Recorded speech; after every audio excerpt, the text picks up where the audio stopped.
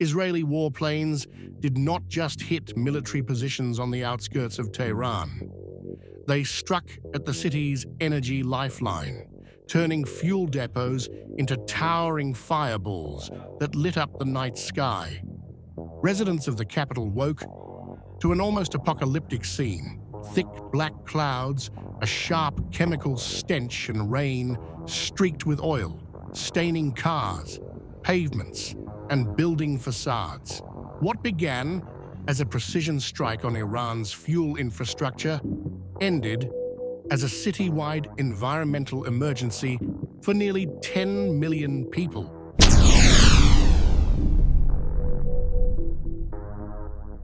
Iranian state media reported that multiple oil and fuel facilities around Tehran were hit in the overnight strike, including the Agdaziya oil warehouse in northeast Tehran, the Shahran oil depot to the north, an oil refinery in southern Tehran, and an oil depot in Karaj, in neighboring Alborz province.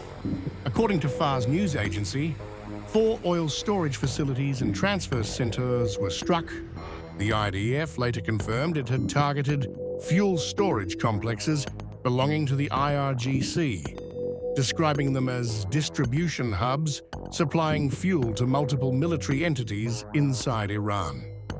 In Israeli calculus, hitting such nodes cripple logistical backbone. The timing and choice of targets fit the wider escalation that began on February 28th, when the United States and Israel launched joint strikes on Iranian nuclear, military, and leadership sites. By shifting focus to fuel hubs around the capital, Israel signaled it could reach deep into Iran's strategic rear, inflict economic pain, and complicate military operations without directly striking dense residential neighborhoods.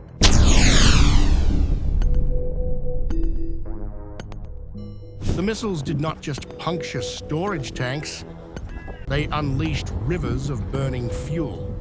Footage from Tehran showed depot yards and adjoining roads turned into channels of flame as spilled oil ignited and flowed downhill, creating what residents likened to a river of fire.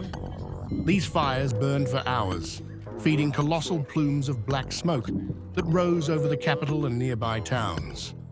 Remember, when crude oil burns at such scale, it releases a toxic mix of soot, unburned hydrocarbon droplets, sulfur dioxide, nitrogen oxides, and other hazardous gases and particles. Reports describe what happened next was the black rain.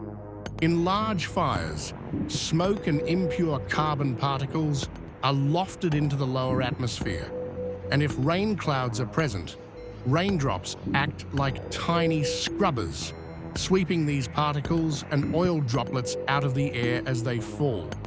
Instead of dispersing harmlessly, the pollution is dragged down inside the raindrops, turning the precipitation dark and oily, and leaving a greasy, sooty film on streets, buildings, and vehicles, exactly what Tehran residents reported. Now Iran's Red Crescent Society warned that the rain over Tehran could contain toxic hydrocarbon compounds along with sulfur and nitrogen oxides, chemicals that can form acid rain and trigger breathing difficulties, eye irritation, and skin problems. In Tehran, Israel's decision to set fuel hubs ablaze did more than destroy strategic reserves. It turned oil itself into a weapon.